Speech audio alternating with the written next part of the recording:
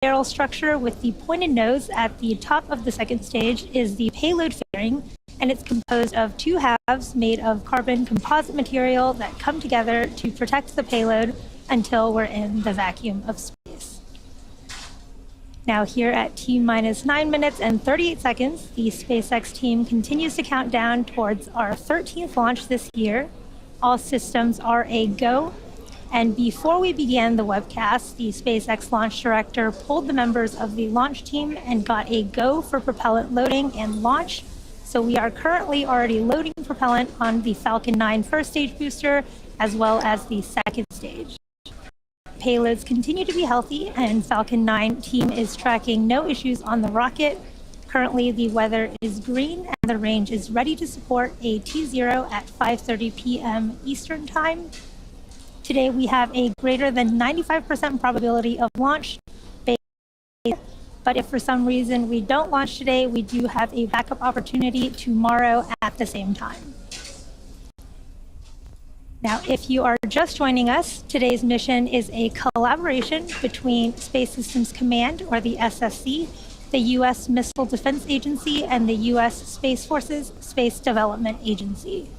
As part of this mission, SpaceX is delivering 2 prototype satellites to orbit as part of MDA's Hypersonic and Ballistic Tracking Space Sensor Program, in addition to the final 4 SDA Tranche 0 tracking layer satellites as part of its proliferated warfighter space architecture.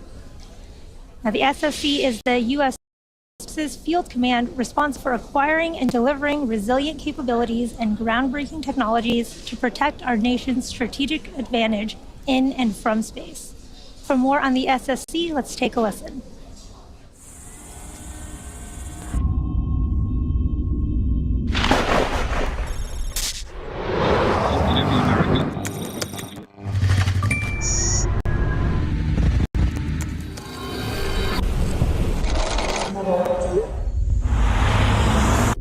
The ultimate high ground has no ground.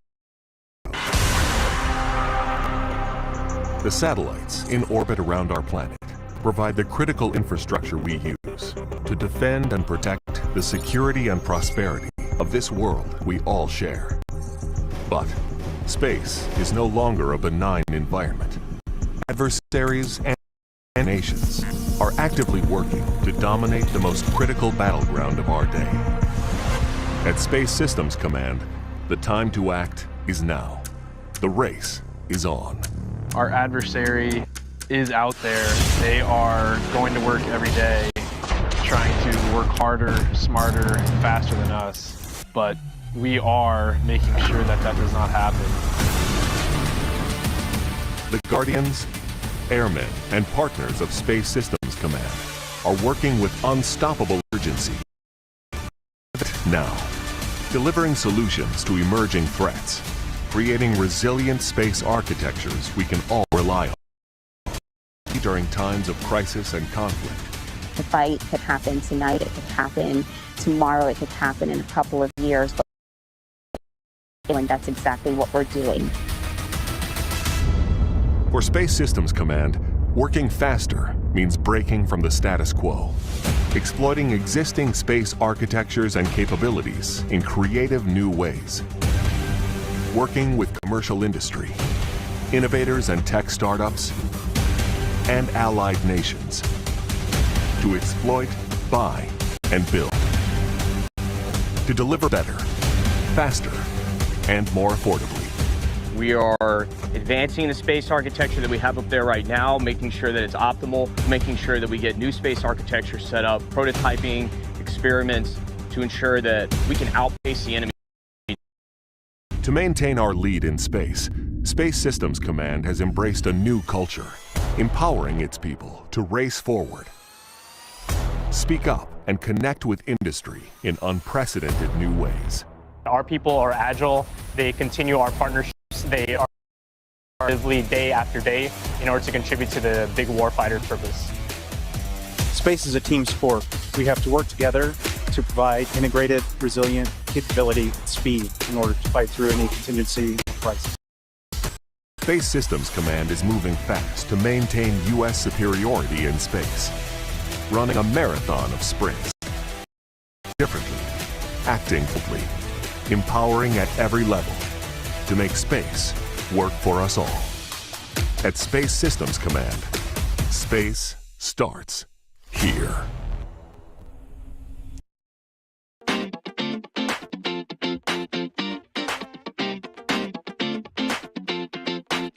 The truss structure next to the vehicle, known as the strongback, will start to retract. Strongback retract has started. There you heard that call out for strongback retraction. Now you'll slowly see the clamp arms just below there begin to open. And once the clamp arms are fully open, the strongback will begin to recline. And shortly after that, the strongback will fully recline in preparation for launch. Stage 1 RP load complete. There you heard the call out. The stage 1 propellant loading is complete, and we are still loading stage 2. Again, the vehicle is nearly fully loaded with propellant and will complete in a couple minutes here at the T-minus 2 minute mark. The range is green and ready to support. Weather is looking great with more than a 95% chance of a go. You can see the clear skies on your screen. And if for some reason we do not launch today, we do have a backup opportunity tomorrow at the same time. Now, additionally, it's worth that at the request of our customer, we will not be showing views of the payload, so we will be ending the webcast just after the Falcon 9 booster makes its way back down to land around the T+8 minute mark into flight. And we finished the stage 1 RP1 load, should be getting the LOX load call out here shortly.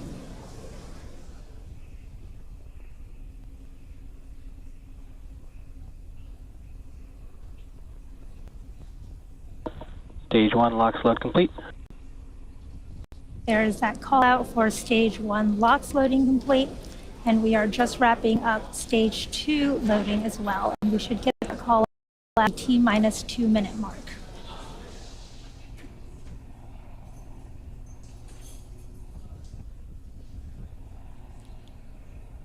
Again, you are looking at live views from Falcon 9 on Launch Pad 40 in Cape Canaveral, preparing for our USSF-124 mission. We are finishing up loading propellant and liquid oxygen onto the Falcon 9 first and second stages. We should be wrapping up. Stage 2 LOX load complete. There it is. That is the call. We have loading propellant and liquid oxygen onto our Falcon 9. We're under 2 minutes to launch here. And again, you can see the condensation of that really cold liquid oxygen condensing with the humid air of Florida. The venting that you see on the side is normal and expected. That is from the transporter erector liquid oxygen line. Now the next milestone will be at T-minus 1 minute, where the Falcon 9 internal flight computers will take over the count. Shortly afterward, the launch director will give the go for launch, and Falcon 9 will be ready for launch.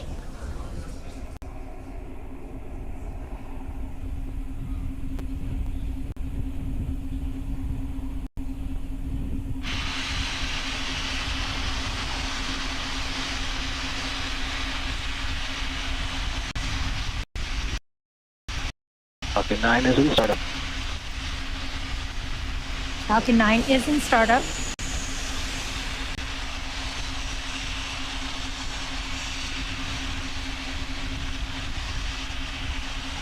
This is the mission director. Go for launch. There is that final mission director go. All systems are go for a launch of Falcon 9 and USSF-124. T-minus 30 seconds.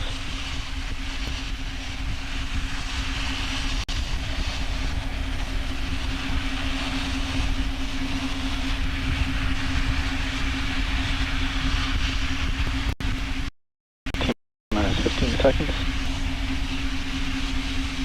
T-minus 10, 9, 8, 7, 6, 5, 3, 2, 1. Ignition and lift off. Go Falcon, go 124. 124. Vehicles pitching downrange. F1D, chamber pressure nominal.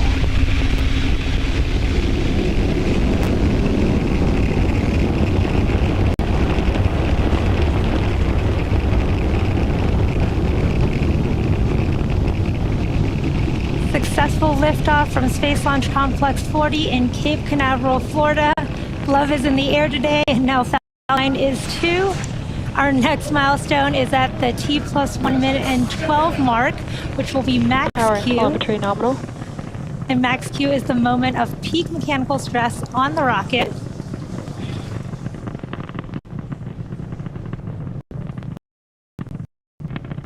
Great views of Falcon 9 there. Mach 1. We're coming up on max Q in just a few seconds.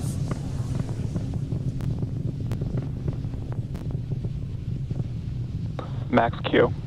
There was max Q, and you could see the really cool view of Falcon going supersonic. You could see that little sonic boom in the live views there. And coming up in just about a minute here are And that engine chill has started. 4 events in rapid succession. So the first will be main engine cutoff, where all 9 of the Falcon first stage M1D engines will shut off in preparation for stage separation, which is when the first and second stages will separate, followed by second engine startup, which is when that Merlin vacuum engine of the second stage will start up to boost the payload to low Earth orbit. And then the last event is the boost back burn, where the Falcon 9 first stage will ignite to orient itself to head back to land. Now you can see these events will start in just about 10 seconds here with main engine cutoff.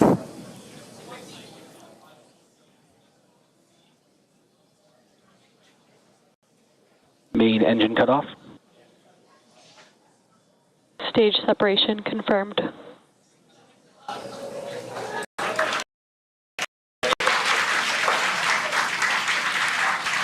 Stage 1 boost back startup. There you saw an version of a successful main engine cutoff, stage separation, second engine start, and boost back burn start. You can see great views from the Falcon first stage. The grid fins will be deploying here shortly. And coming up is fairing deployment as well. And as a reminder, we won't see any live views from the second stage today, so we won't see the fairings deploy, but we will get confirmation of their deployment.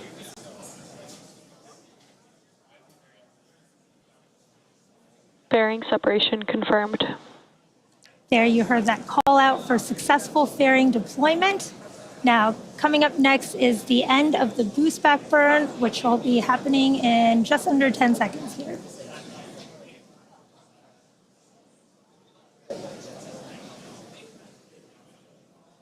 Stage 1 boost back shutdown.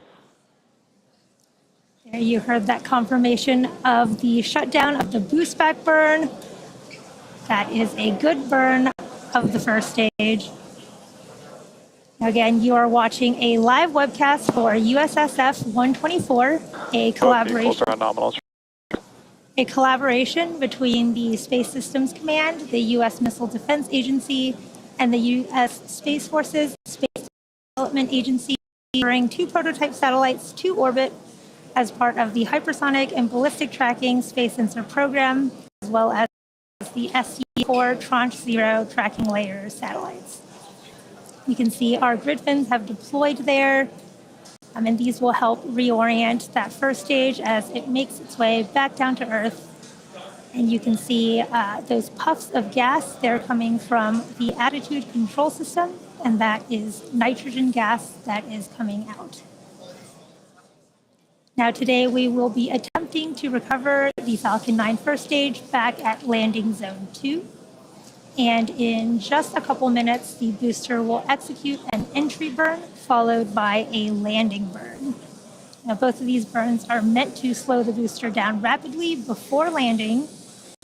And if we do have a successful landing today, it will mark the 272nd landing of an orbital class rocket.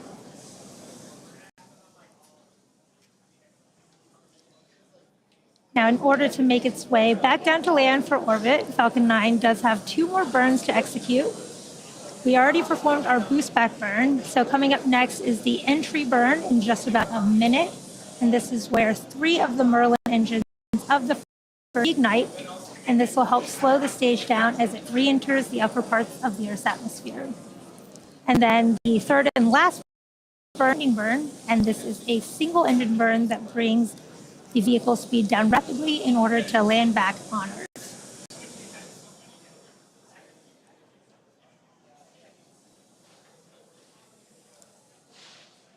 You can see those nitrogen cold gas thrusters of our attitude control system, along with our grid fins. Those are hypersonic grid fins, and there's 4 of them around the top of the Falcon first stage.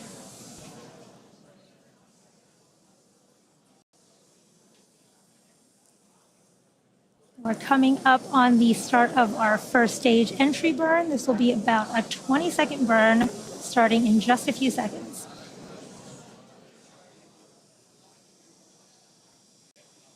Stage 1 entry burn. There is the start of our stage 1 entry burn.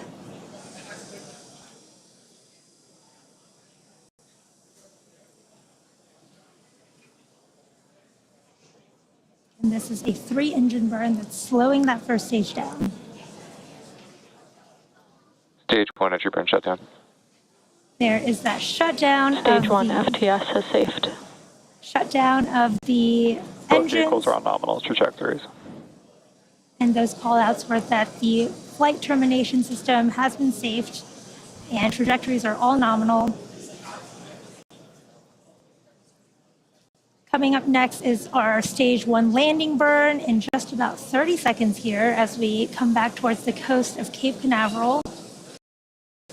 And there are 4 landing legs arranged around Falcon 9 first stage, which will deploy just prior to Stage 1 is landing. transonic. The vehicle is traveling around 900 miles per hour right now, so that landing burn is really going to slow it down.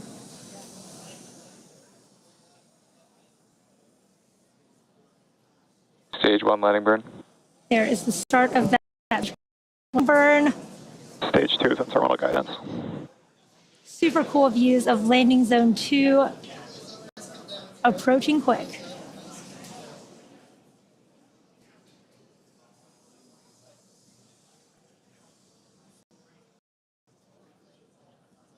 Stage 1 landing leg deploy.